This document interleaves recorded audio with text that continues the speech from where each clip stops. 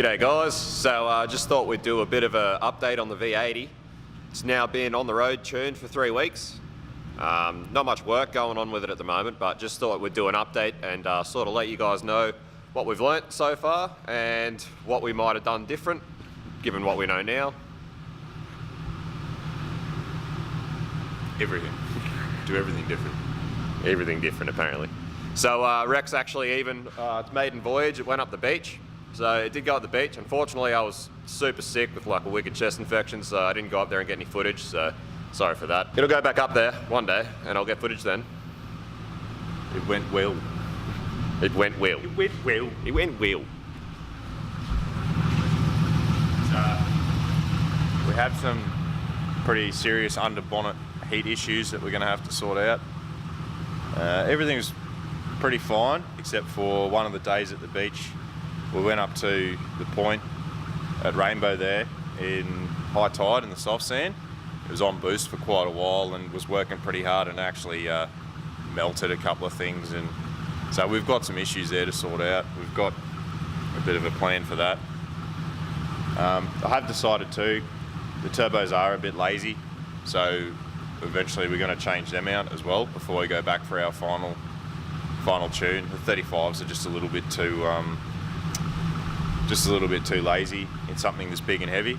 If it was something smaller like a sedan, we reckon that'd be alright, you could get away with it, but we want a bit better response out of it. So the turbos do work, they're just not practical for the application that this car was built for, essentially. Basically, yeah, we'd like something a bit more responsive.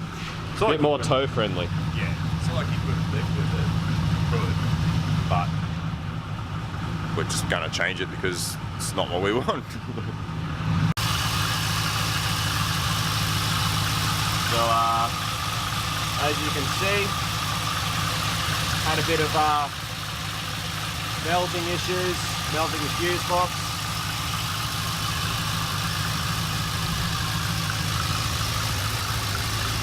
And just the heat that comes off this bonnet and from the guards and stuff when you pull up after it's been working, it's just crazy. You pretty much can't even touch the bonnet like when you pull up, but that being said, even though under the bonnet gets real hot, water temp actually stays perfect. So that big auxiliary tank helps out a lot, and water temp is always basically bang on. It's just that the residual heat and heat soak underneath the bonnet's just crazy. It's the manifolds. It's not the dump pipes. It is definitely just the manifolds.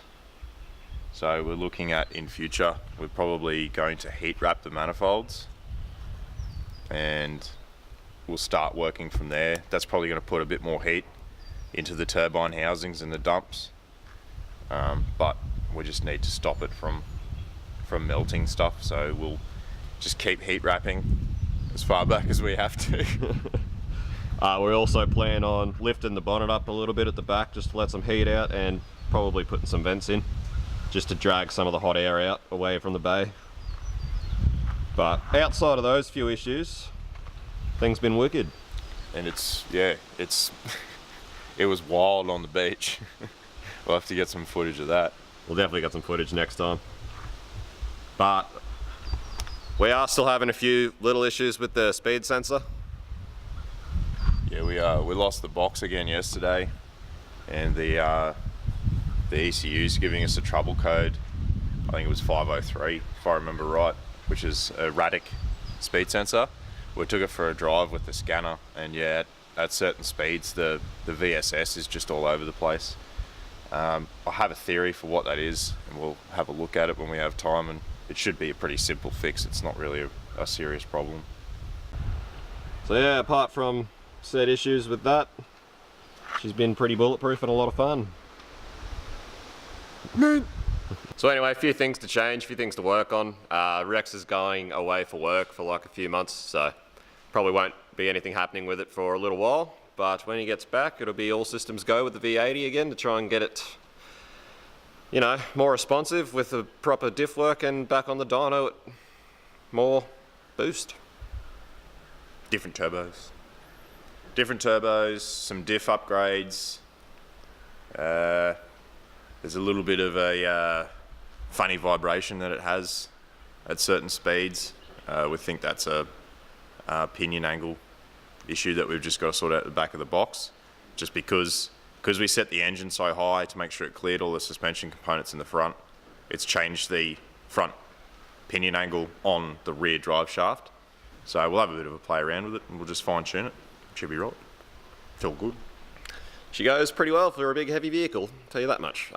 We were hoping to get to Power Cruise, Rex was hoping to get to Power Cruise in it, but obviously Q-Pole started this big blitz on 4-wheel drives and it just wasn't worth risking. Of course, right as I get it on the road, Queensland Police was just like, you know what, let's just smash 4-wheel drives, hey, yeah, fuck them. So it wasn't worth taking it anywhere near Brisbane, Gold Coast, Ipswich area. I'm just not willing to take it anywhere close to that area, so I just parked it up at home and just left it here. That being said, it's all pretty legal. It's just that it hasn't actually been mod plated for the auto yet, so. Yeah. There's actually nothing illegal about the lift and tyres and what Q-Pole are actually targeting, but there are a few things it's not mod plated for yet, which isn't dangerous. It just hasn't been done yet, and it wasn't worth risking getting fined for that. It's only a 2-inch lift in 33s, which is perfectly legal, but I have a feeling as soon as they heard the V8 and they pulled me over, they'd be like, yeah, open the bonnet, boy, and then they'd basically bend me over the bull bar, more or less. Be like, what the fuck is this? You fucking what? All right, too easy, guys. So keep tuned. Obviously, later on, this will be coming back, and yeah, we'll see you then. Man!